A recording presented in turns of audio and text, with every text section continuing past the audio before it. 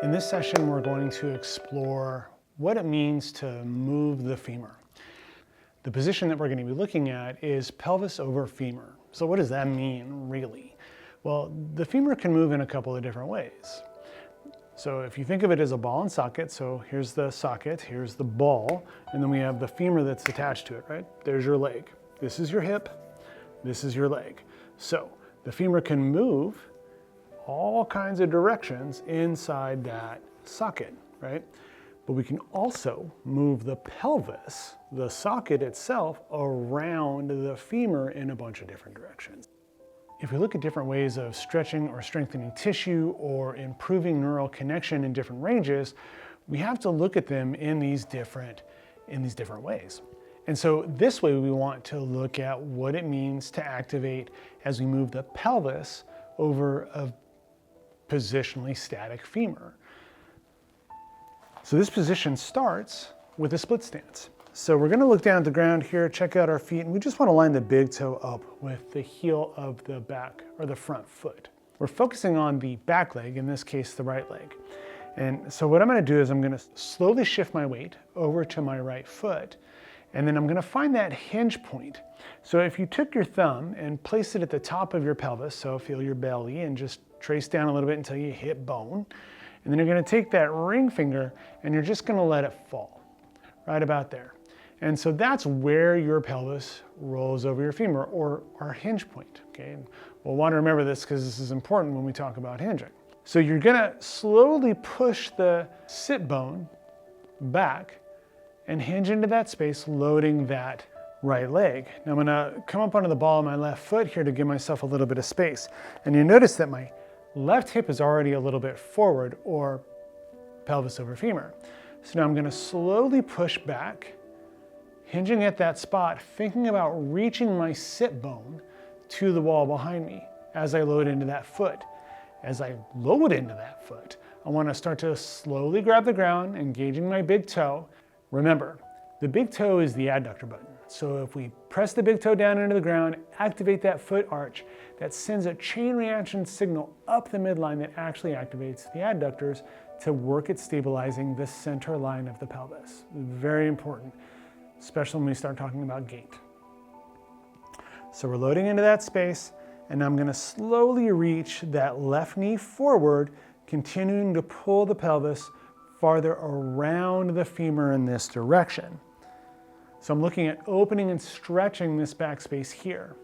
Coming down just a bit, keeping that gentle squeeze of the floor, keeping that adductor active, and I'm holding for 5, 4, 3, 2, slightly tuck the pelvis, press down through that foot, bringing the knee and pelvis back at the same time, coming back up to a standing position. Come back down into that position. Let's go and load that again. I'm going to bring this foot back just a little bit so I have a little bit more room to actually twist on that femur. And I can come just a little bit deeper into that squat. So I've got about 80% of the load on this leg here. I'm using this as a kickstand mostly, a little bit of weight there. Pushing that butt back, hinging at that spot, keeping my sternum up. I'm not overextending in my spine. I'm trying to keep my back out of it as much as possible. And now that I'm here, I'm going to tuck that pelvis, pressing down into the floor for an activation, holding for 3, 2, 1. Keep tucking, press, stand up, nice and slow, all the way to the top, feeling all the muscles work. In that squeeze, what we should have felt is we should have felt the adductors, the quads, the hamstrings, and the glutes all working to get us up out of that position. Let's go ahead and switch over to the left side. Give the right side a little bit of a break since we kind of poked at it a little bit. And we're going to come back and we'll reload. So once again, finding that split stance.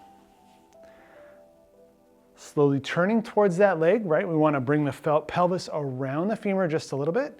And we're finding that hinge point, coming up onto the ball of that right foot, pushing that butt back, feeling that stretch or space, maybe a little bit of activation of the adductor here as we sink down into that space, putting about 80% of the load on that side, using this right leg as that kickstand, pressing down into the floor, grabbing with the foot, and let's just hold here, a couple breaths.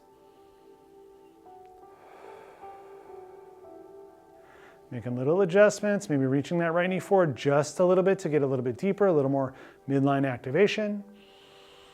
Tuck your pelvis, press down into the floor, and drive, pulling the pelvis underneath, knee back at the same time. Good. One more time on that left side, loading back up, bring the right foot back just a little bit, give yourself a little bit more leeway to rotate, and sink nice and slow. Sitting into that left leg, press down into the floor, grab with that foot, turn on the midline. Feel those adductors engage. Reach that right knee forward, turn towards that left leg, driving more internal rotation. Holding.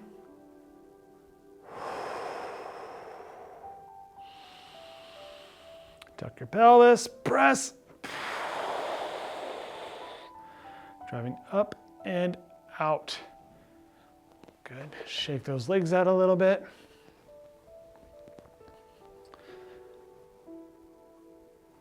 We can hold those positions for a lot longer if you'd like to really test that isometric strength. You could change the depth if you want, staying higher or going lower. It all depends on where you feel like your body needs the work and wants to explore the work. But the most important part is that no matter what position we're in, we're always aware of what muscles we're using, what's not working, and focusing on trying to get those things that are not working to turn on.